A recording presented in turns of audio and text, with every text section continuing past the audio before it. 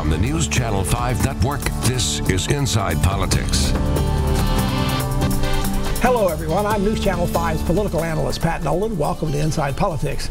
It's been a somewhat disturbing last few months at the Metro Courthouse. A potential state takeover of Nashville's Metro government's finances has been threatened unless the city gets its house in order. Metro Council this past week took a major step towards addressing part of that situation by approving a multi-year program to raise water sewer rates for the city. It appears more needs to be done, however. Our guests on Inside Politics this week are two major players in the city council trying to deal with this crisis.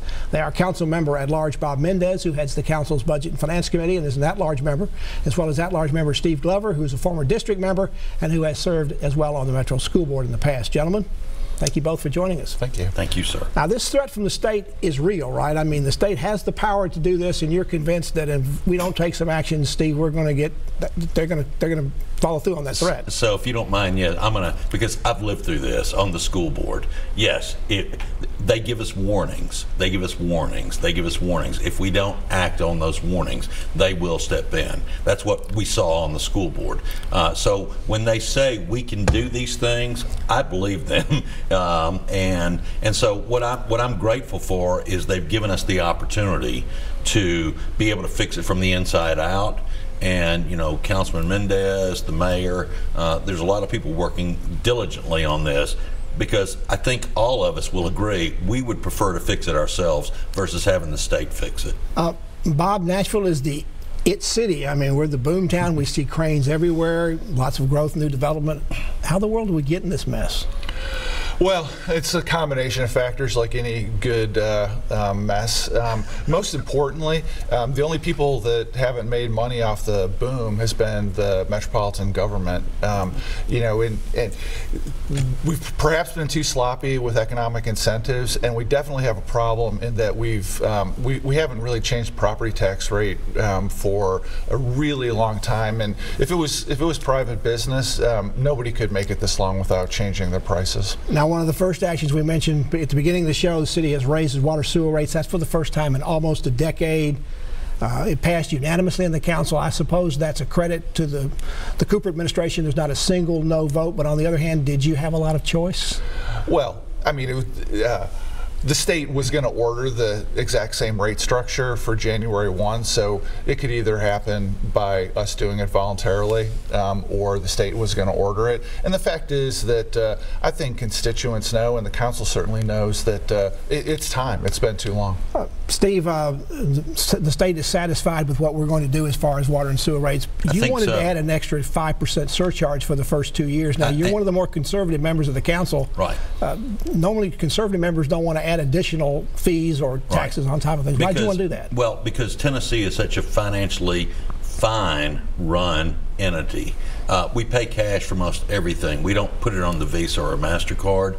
And so my entire plan was, first of all, in the first 6 months, if we had another May 2010, I wanted to make sure that we had the resources, financial resources, to deal with that piece of it.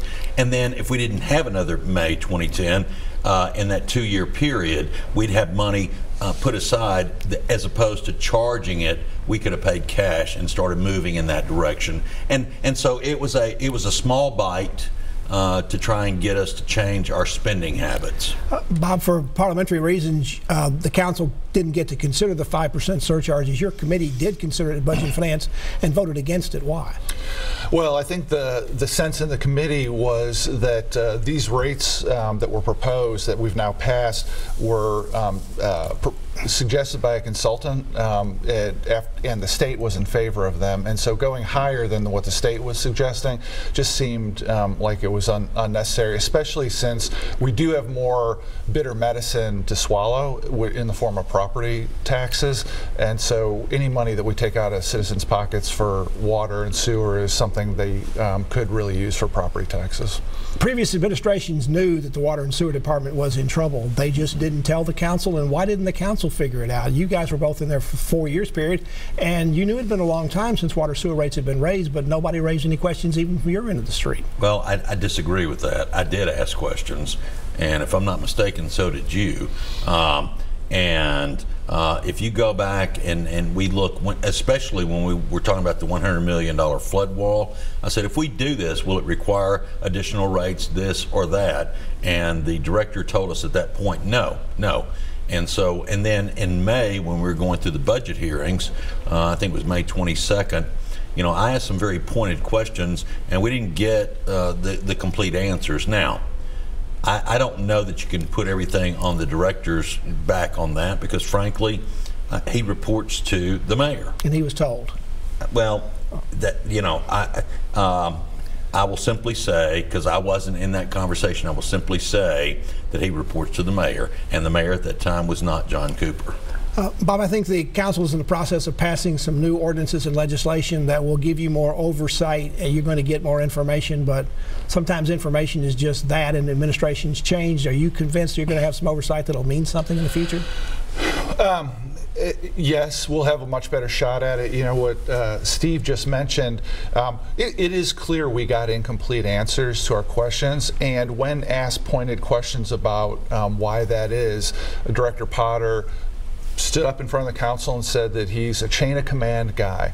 And so my perspective is, if the chain of command guy got to get away with giving us incomplete answers, we're going to change the chain of command with legislation, so he's got to report directly to us also. Now, this bill that you passed, and I assume Mayor Cooper is going to sign fairly quickly, because the rates are going to affect the 1st of January, they have future rate hikes that go all the way into 2024, and after that, the council is no longer going to be involved in setting those rates. It'll be set either by the rise in the consumer price index or no more than 2%. Right. Isn't it kind of odd, Bob, that you're asking for more oversight and getting it, but the council's going to step back from setting rates in the future? Well, I think this is going to build in rates that are designed to be a minimum.